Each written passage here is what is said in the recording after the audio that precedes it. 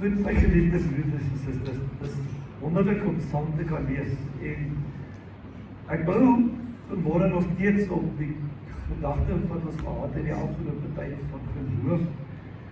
En ek wil praat oor 'n liefdevolle lewe wat vloei vanuit hierdie geloofslewe wat ons het, waar ons God begin vertrou vir die grote, die bonatuurlike, die heerlike en net dit wat ver bo dit wat ek kan bid of dink is. Ek wil hê ons moet saam deel uit Johannes 7. Dit is 'n bietjie hartseer. Net 'n klein bietjie sag. Johannes 7 vers 37 tot 39. Ek lees in die 2020 vertaling. En op die laaste dag, die groot dag van die fees, het Jesus gaan staan en uitgeroep: as iemand dors het, laat hy na my toe kom en drink. As iemand dors het, laat hom na my toe kom en drink. Hy wat in my glo, soos wat die skrif sê, strome van lewende water sal uit sy binneste vloei. En dit het hy gesê, of dit het hy van die Gees gesê, wat die wat in hom glo sou ontvang. Die Gees was immers nog nie daar nie, omdat Jesus nog nie verheerlik was. Dit het hy gesê, van die Gees wat die wat in hom glo sou ontvang. Hy wat in my glo, soos wat die skrif sê, dit het hy gesê van die wat in hom glo. Baie belangrik, weer eens die konsep van glo in die Here, glo in sy beloftes, glo dat dit wat hy sê, hy bedoel het, en dat hy dit sal vervul, dat hy dit sal volbring in jou lewe, dat hy dit wat hy sê, as jy glo, dat dit wel in jou lewe sal gebeur. Want jy sien vir die Here, is dit belangrik dat geen mens se lewe leeg sal wees en sonder volheid, tevredenheid, geluk en vrede sal wees. Die Here wil hê dat sy kinders, dat sy mense geluk, vrede, blydskap, tevredenheid sal ervaar. Daar moet nie in jou lewe iets wees dat jy voel daar's 'n leemte, daar's iets wat jy mis, daar's iets meer wat jy sou wou hê. Die Here se gedagte is dat jou lewe vol sal wees. Dat jou lewe 'n lewe van tevredenheid sal wees. Ek sal onthou, baie jare terug, my jong dae, voordat ek die Here gedien het, en nou maar al die dinge gedoen het wat mense seker sou sê, normaalweg jong mense gedink het hulle doen om die lewe te geniet en tevredenheid te kry. Hoe dat ek, wanneer ek klaar was met dit, klaar gedoen het, die partytjies en die drink kry en whatever, saam die spelle gekuier het en gedoen het wat jy sou doen.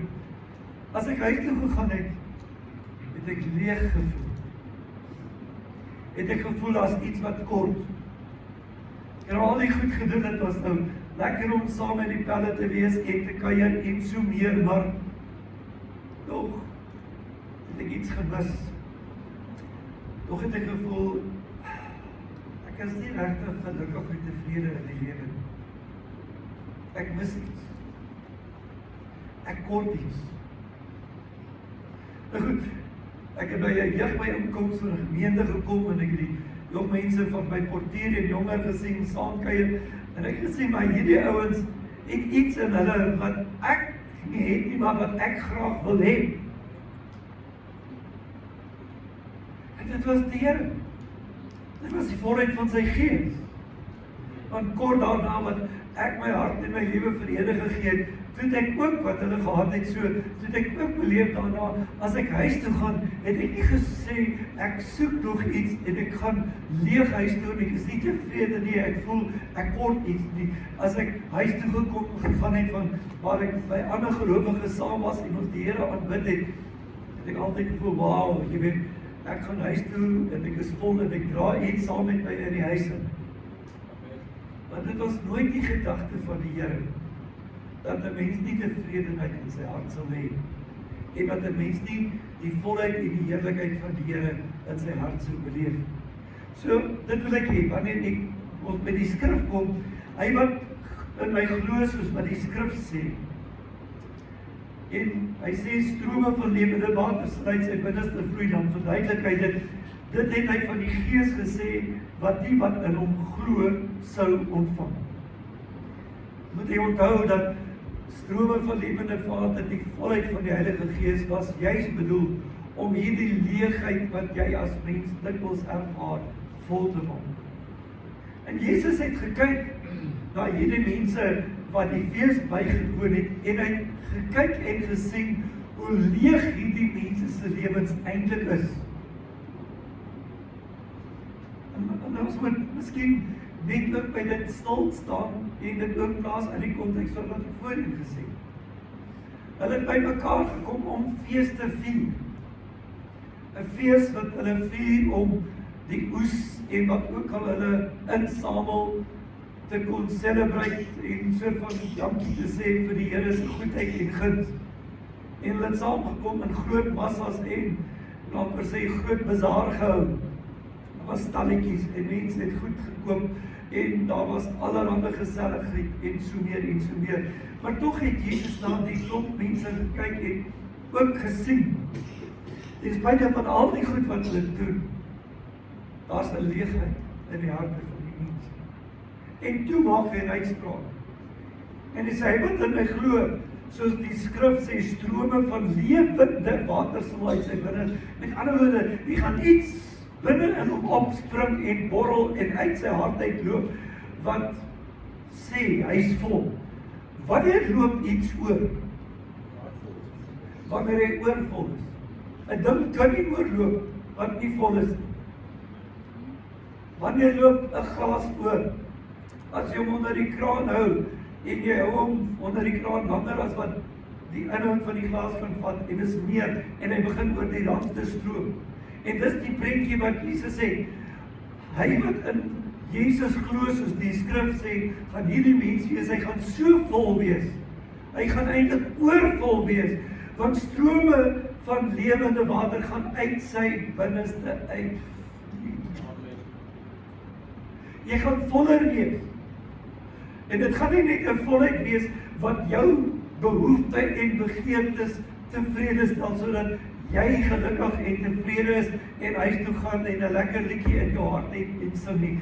Weet jy, dit gaan so oorloop, dat dit wat in jou is, gaan ook in ander mense se lewens oorloop.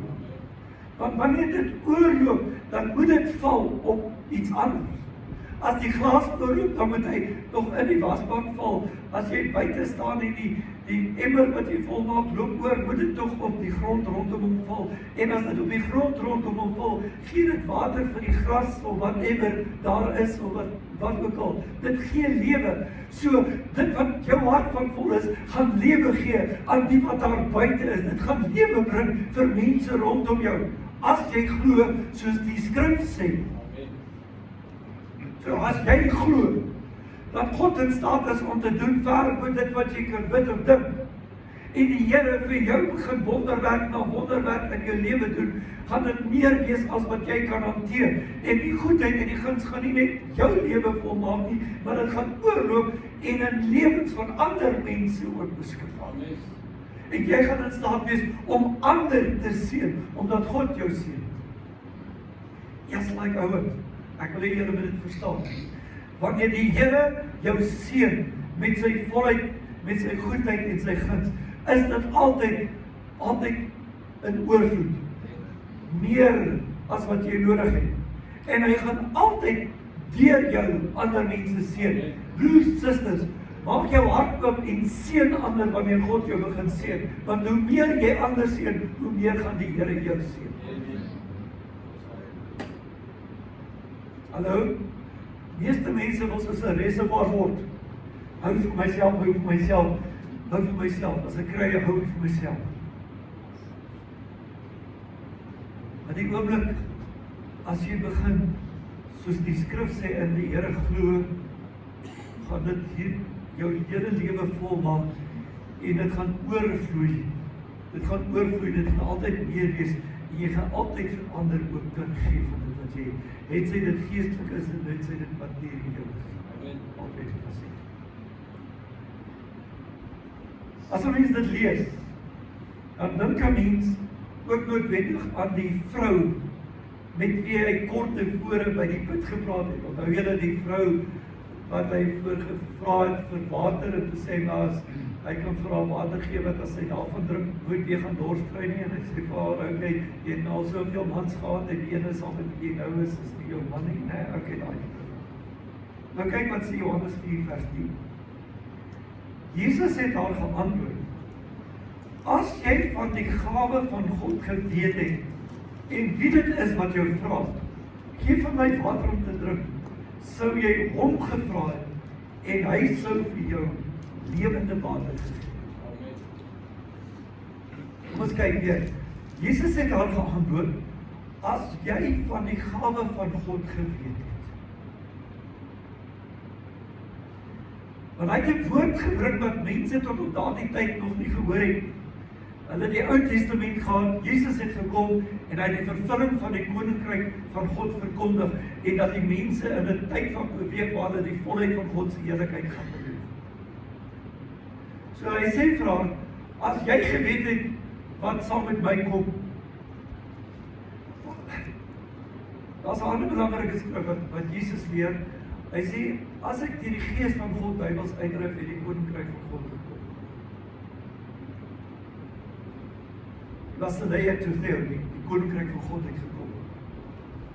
En die heerskappy van Christus was op daardie stadium 'n hele nuwe dinamika en faset op aarde teenwoordig en nog meer na sy kruisdood. En hy sê, as jy geweet het wat dit is tot jou beskikking, sou jy nou vir hom gevra het.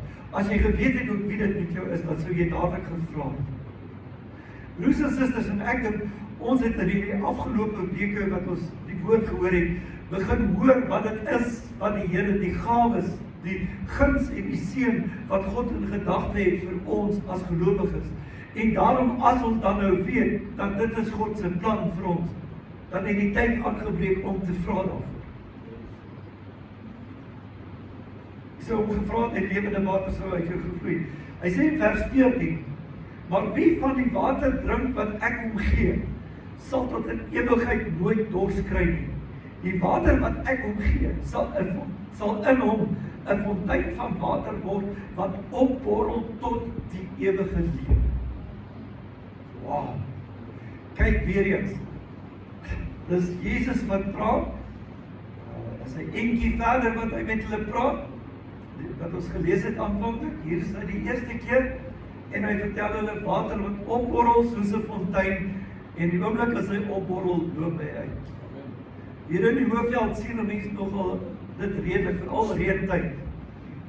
Dan sien jy in die veld, en so, daar waar ons bly, is daar ook fonteine in van die erwe. As dit met baie gereën het, dan sien jy die water loop vir 'n paar dae oor die pad. Maar daar iewers is daar 'n fontein. En as hy vol is, dan borrel hy. En dis eintlik wat hy sê.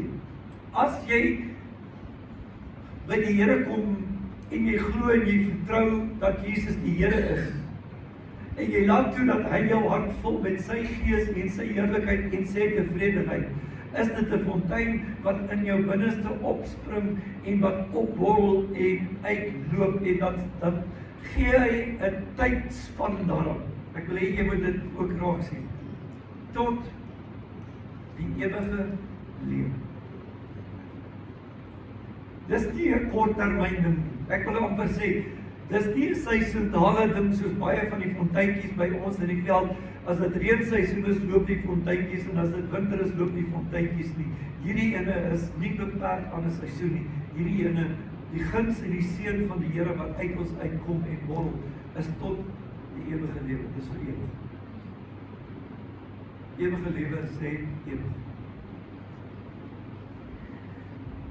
Die Here weet vanmôre wat jou grootste behoefte is. Sê vir die ou langs jou, die Here weet wat jou behoefte is. Jou behoefte is na die volheid van sy gees.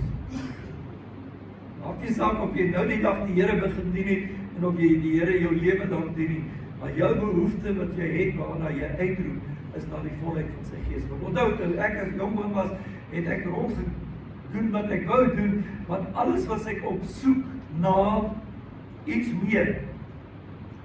Min wetend dat my soeke, my versigtiging was na die volheid van die gees van die Here. Jou soeke, jou behoefte wat jy het, is dan die volheid van die gees van die Here. As jy dit eers het, gaan jy verstaan wat ek bedoel. En weet, daarna het jy nie meer nodig nie. Want toe ek my lewe vir die Here gee, en die Here 'n paar weke later my ook met sy gees doop, en ek weet in my hart dat ek weet ek is gees vervuld, want ek was gedoop in die Heilige Gees, net soos, ons gaan by dit kom, soos die disippels in die begin. Het ek nie weet waar ons gaan, ek weet daar die verlange gaan. Sy gees vloei so strome lewende water, en dit vervul elke behoefte wat jy mag hê, en kan ek jou sê, dit breek met elke probleem wat jy mag bevind.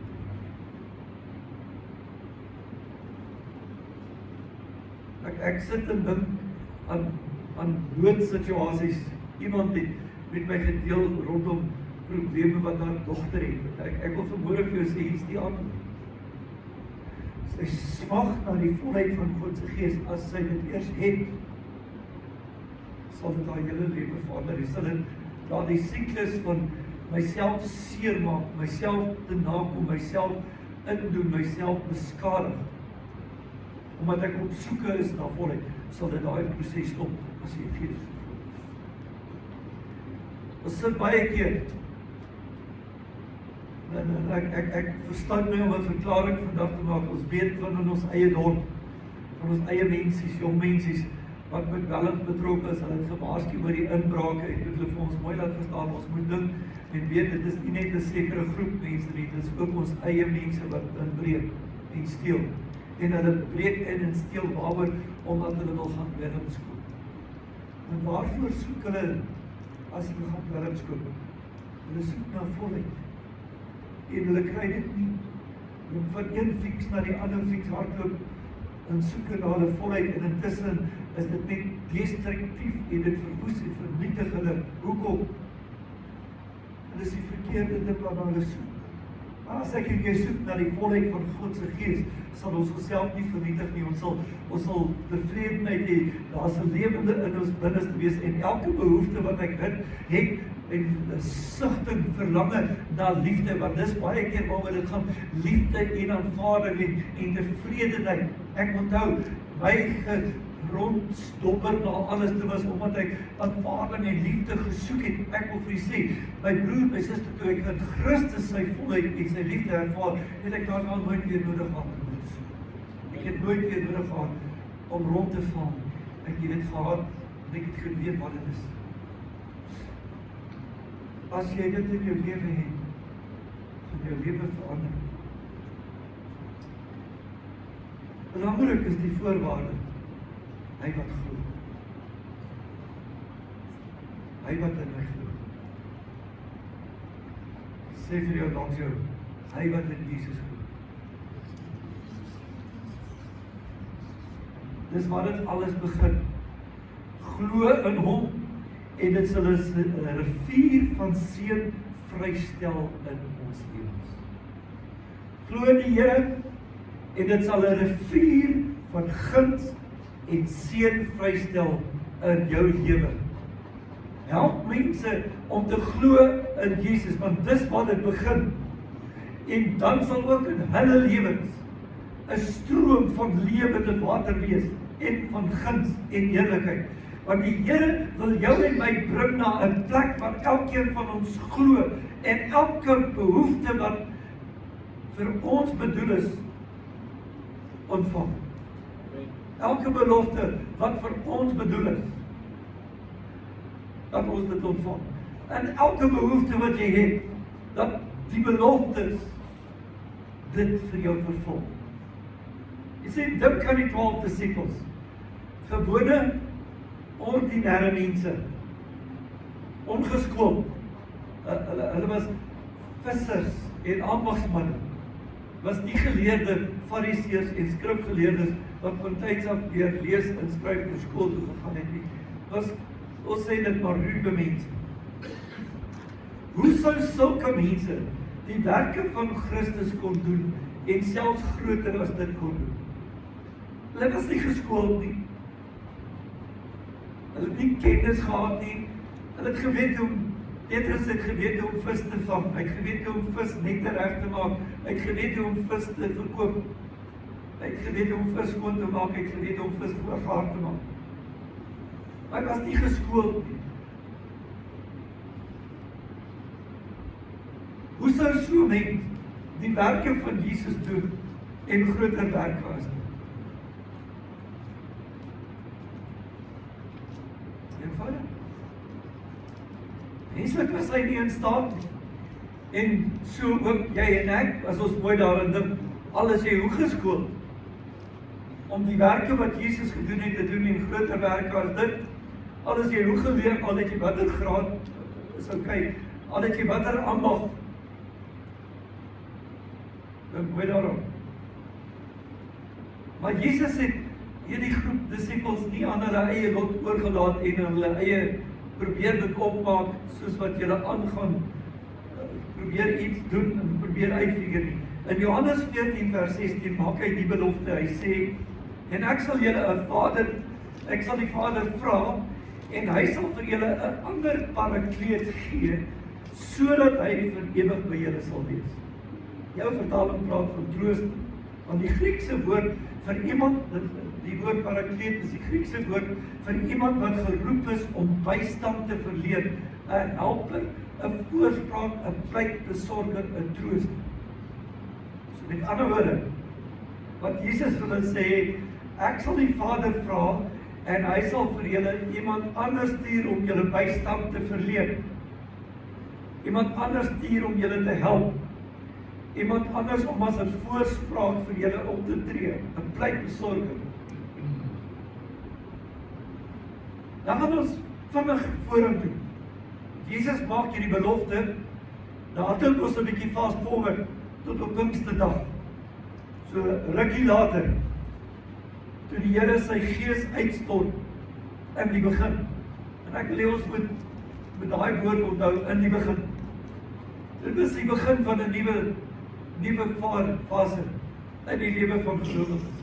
Jesus was gekruisig, hy het opgestaan uit die dood, en hulle het gesien dat hy opvaar in die hemel, en 10 dae later stort God sy gees op die 120 gelowiges in die boervertrek. Ongelooflik, stort dit uit op hulle, is eendragtig by mekaar, die gees van die Here word uitgestort op hulle, en dis die begin, want later word dan verwys na daardie oomblik as die begin. Is die begin van die Nuwe Testamentiese kerk soos ons dit vandag ken. Oeg, en asseblief, weet jy, ek wil partykeer van frustrasie my hare uittrek as jy begin sien hoe dat mense begin teologiseer. Ek sien die kerk wat ons nou vandag het, soos wat ons hier saam is, dis nou nie daardie kerk nie, want dit was so hierdie klein groepies in die huise, en dit was net huisgesinne saam. Please man, dit was die begin gewees, daar was nog nie die ontwikkelingsfase van meer en meer gelowiges wat tot bekering kom en byeenkom, sodat jy later aan groot groepe het van selfduisende soos wat ons vandag het. So is nie waaroor dit gegaan het, die begin het gegaan oor die uitstorting van God se gees en krag, die uitstorting van daardie belofte, julle sal nie alleen gelaat word nie, die uitstorting van die belofte, as julle in my glo, soos die skrif sê, strome van lewende water sal uit julle binneste vloei. That's what it is about. Goed. Dit is die toerusting met nuwe krag wat mense sou in staat stel om te kon doen wat Jesus gedoen het en nog meer. Kom ons gaan staan net vir 'n oomblik stil. Wanneer het Jesus begin om wonderwerke op aarde te doen? Toe hy gedoop is in die Jordaanrivier, en die gees van God in die vorm van 'n duif op hom neergedaal het, toe sy bediening en toe die wonderwerke begin. Nie voor, dit was Jesus, maar net om te wys hoe dit met ons as mens gaan werk, as hy sy gees uitstort. Goed, die disciples het vroeër wonders en tekens gedoen in sy naam en hy het hulle die krag en die autoriteit gegee. Maar hoe sou hulle doen meer as wat hy gedoen het? Toe sy gees uitgestort is. Handelinge 2 vers 4. En almal is vervul met die Heilige Gees en het in ander tale begin praat, soos die Gees aan hulle gegee het om hardop uit te spreek. Kyk, dis die begin. Hou van die wyse waarop die 2020 vertaling vertaal. En daar is iets besonders gewees aan hierdie groep mense, hoe dat die mense van Jerusalem kon sien dat Petrus, Johannes en die ander iets gehad het, wat hulle baie soos hulle meester gemaak het. Want onthou, die mense het van Jesus geweet, baie van hulle het Jesus gesien. Hulle het gesien die wonders en die tekens, hulle het die krag en autoriteit in Jesus gesien. Hulle het gehoor die goed wat hy gepreek het en dit het hulle harte aangeraak en hulle lewens verander. Want terwyl Jesus gepreek het, terwyl hy die koninkryk van God verkondig het, terwyl hy besig was met die bergpredikasie, het dit mense se lewens aangeraak. Boonbehalwe die wonderwerke, en nou sien hierdie mense, hierdie disippels van die Here Jesus, en hulle hoor hulle praat, van Petrus wat voorheen hom verloon het, staan op die dag van Pinkster en hy sê vir hulle, hierdie Jesus wat julle gekruisig het, en hy begin die skrif uitlê en vir hulle preek. So, hierdie mense sien dat daar's iets in hierdie ouens wat hulle soos hulle meester maak. Boonbehalwe dat hulle vir iemand sou sê, in die silwer en goud het ek nie, maar in die naam van Jesus Christus van Nasaret staan op en loop. Dis boonbehalwe dit, in dit wat hulle gepraat het. In Handelinge 4 vers 13, toe hulle Petrus en Johannes se vrymoedigheid sien, en besef dat hulle ongeleerd en leuke is, was hulle verbaas en het hulle herken as mense wat saam met Jesus was. Onthou nou, broers en susters, ek voel nog 'n preek op. Jy weet, wanneer iemand sy of haar hart vir die Here gee, en die Here begin dien, die mense daar buite onthou altyd die ou mens. Jy weet, ek onthou, jare terug toe ek via Facebook die eerste keer met ouens wat saam met my op skool was, te doen gehad het, maar ek het totaal, jy weet, hier in 1984 kontak verloor met almal wat saam met my op skool was. En te sien hulle nou op my profiel, jy's nou pastoor. En die een sê, maar sy kan nie onthou, sy is ook in die bediening, maar man is 'n Presbyteriaanse predikant. Sy sê, maar ek kan nie onthou dat jy op skool 'n passie gehad het vir die roeping. Dat 'n ander manier moes praat as wat ons. Wanneer ek weet, wat onthou toe was ek ongeleerd. Klap ek so 'n bietjie aan die teologie omdat hulle ook maar in die verbondsteologie, die Presbyteriane is, maar die Susterskerke in Suid-Afrikaanse konteks. So ek het tot bekering gekom op daai dag in my hart vir die Here gegee, en op daai dag het die Here my met sy gees vervul en toe die Here my bedien. Dis die mense onthou altyd, hulle sien vir Petrus en Johannes, hulle is leuke, hulle is maar net vissermanne, maar die goed wat hierdie ouens nou praat, hulle praat nie soos Lukas nie, hulle praat diep goed. En dit het hulle maak besef, hulle was ons ouens wat saam met Jesus was. Dat iets van hulle meester doen. Iets wat uitstaan omtrent Jesus, is dat wanneer hy lewens aangeraak het, het mense altyd die Here verheerlik. En dit sien ons ook in die wêreld vandag, wanneer ons mense bedien en met mense deel, en ook die volheid wat in ons is oorborrel in ander mense se lewens en hulle aangeraak word Jesus altyd daardeur verheerlik. En wanneer 'n mens na die disippels se lewe gekyk het, en wat hulle in die naam van Jesus gedoen het, dan sien 'n mens alles wat hulle gedoen het die Here verheerlik. En dit is hoekom die mense Jesus in hulle kon raak sien. Hy wat in my glo, soos die skrif sê, strome van lewende water sal uit sy mond vloei.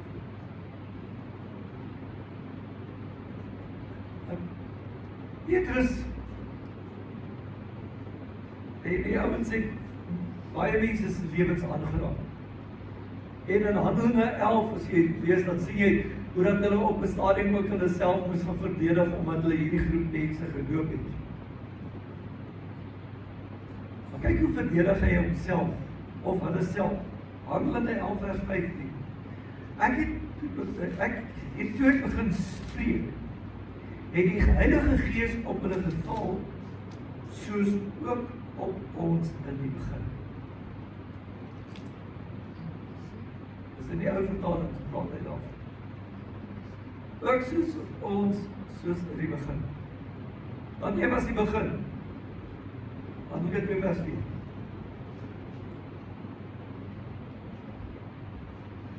Moet ons geweet, dat dit was dieselfde experience as wat ons gehad. Hoe gaan ek en jy weet?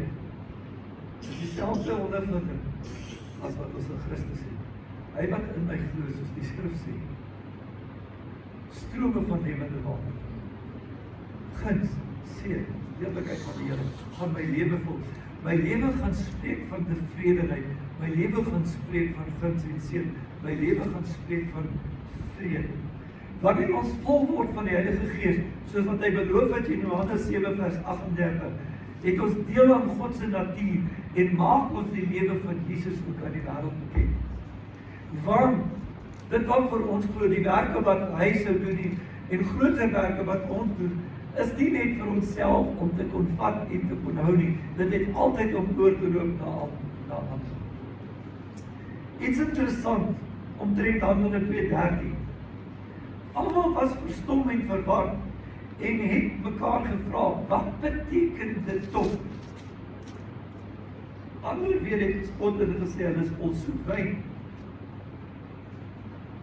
Nou die Engelse vertalings, en as jy nou die Grieks bietjie gaan leer, dan sien jy dat die woord wat in Afrikaans vertaal word na soet wyn, praat die Engels van new wine. Nuwe wyn wat nog nie lank gegis het, gefermenteer het. Die Engels praat van new wine. Petrus en die ander het bekering gepreek. Hy het hulle gesê, bekeer julle en laat julle doop. En daar was 'n rede voor. Mense kon nie die nuwe heerlikheid van die Here in hulle lewens ontvang, solank as wat hulle nog nie die lewe wat 'n mens sonder God gehad het, verwyder het. Nou, wat sê dit nou van die soetwyn en die nuwe wyn? Iets wat hulle herken het, wat die simboliek wat ons insien is, dat die soetwyn, die nuwe wyn, praat van 'n nuwe bottel. Daar's 'n ander deel wat Jesus praat oor nuwe wynsakke. Nou goed, ons ken nou nie regtig van wynsakke nie, ons ken van papsakke.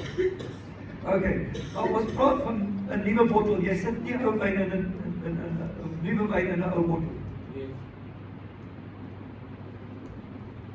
So hulle het gepraat van soetwyn, nuwe wyn. En wat nie eintlik in 'n groot mate besef hoe reg hulle is nie, want die Here het van Petrus en Johannes bekeer julle. Laat julle doop, is bekeerde mense wie se lewens verander is, mense wat die ou lewe neergesit het en 'n nuwe lewe het, en dit was hulle wat volgemaak is van die Gees van die Here, want hulle geglo in Jesus, soos wat die skrif sê. Daar's 'n rede voor. Dis nuwe wyn wat in nuwe bottels moet wees. En prys die Here, as ek in Christus is ek 'n nuwe skepping. Ek is nie die ou Tobias wat hulle onthou pre-1984 nie. Ek kan nie volgemaak wees, daardie een is nie vol nie, ek is 'n nuwe skepping wat volgemaak is met die volheid en die heerlikheid van die Here. Jy kan nie die krag van 'n geloofslewe onder die salwing van die Heilige Gees leef, solank as dit jy nog nie jou lewe aan die Here gegee en gewy het. Hoor my hart. Jy kan nie die krag van 'n geloofslewe ervaar as jy nog nie jou hart vir die Here gegee het. Jy kan nog nie die salwing net beleef. Wat hierdie ding is wat die guns en die seën van die Here in jou binneste laat opkom en laat oorloop alvorens jy nie jou hart en jou lewe vir die Here gegee het. Nou ek praat nie van kerklidmaatskap nie, ek praat nie van daar's iemand wat jou gaan begrawe nie. Ek praat van jy gee jou hart en jou lewe vir die Here. Jy maak 'n omkeer wat jy Jesus Christus as die Here vir jou lewe kies. Die ou lewe moet verwyder word.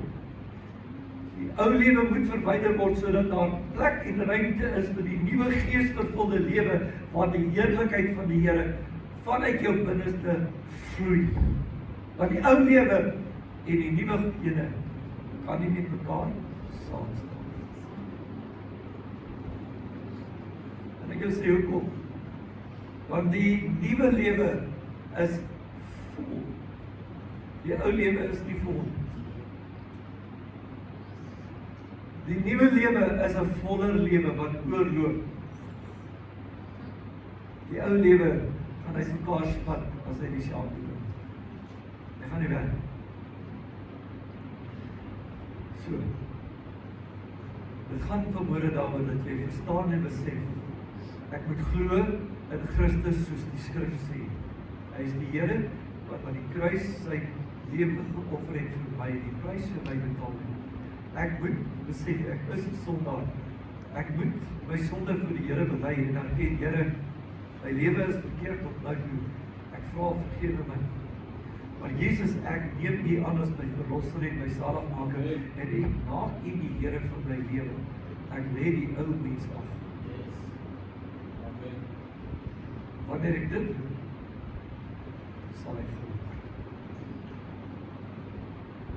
Sal my binneste oorloop, sal ek die dinge doen wat hy gedoen het, en sal ek groter dinge doen as wat hy gedoen het. Maar dit begin by ek wat glo in Christus, soos die skrif sê. Nie soos ek het wil uitlê, soos wat ek het wil verklaar, nie vanuit die brol met al die probleme en issues wat ek met die kerk het. Skus, ek vat vanmôre dan vergewe my. So baie keer kyk mense na die skrif met al die issues wat hulle het, deur 'n bril van ek het soveel probleme met die kerk, en soveel probleme met die mense in die kerk, en soveel probleme met die predikante in die kerk, en ek probeer na die Bybel toe gaan en ek kyk met hierdie bril, met al sy flaws, in plaas daarvan, dat ek daai bril met al sy klagtes en goed net bietjie een kant te gooi, en my oë oopmaak en in Christus glo soos die skrif sê. Dat sal stilte van lewe bewaar. Nie so lank as wat ek kyk hierdie bril van God. As ek glo in Christus soos die skrif sê. Amen. En nie om in die skrif te gaan soek, hoe kan ek die ouens in die kerk bydam en ek sien baie keer hoe lief is die mense om die stukkie te gaan uithaal waar Jesus die sweep gevleg het en die tafels opgegooi het. Jy weet, dit is net een keer wat dit in die Bybel gebeur het, maar ons maak asof Jesus dit aan mekaar en dis die norm van eintlik hoe Jesus met die kerk gewerk het. It happened once, was dit 'n norm. Hy het baie meer kere daar gaan preek in die tempel en die plekke, sinagoges, as wat daai een keer wat hy die sweep gevleg het. En hy het nie elke keer wat hy in die tempel of in die sinagoges gaan preek het, 'n sweep gevleg en die tafels opgegooi en almal geslaan. So asseblief, los bietjie jou sweepvegtery. En glo in Christus soos die skrif sê. Amen. It will make a difference in your life. It will change your life. Strome van lewende water sal in jou binneste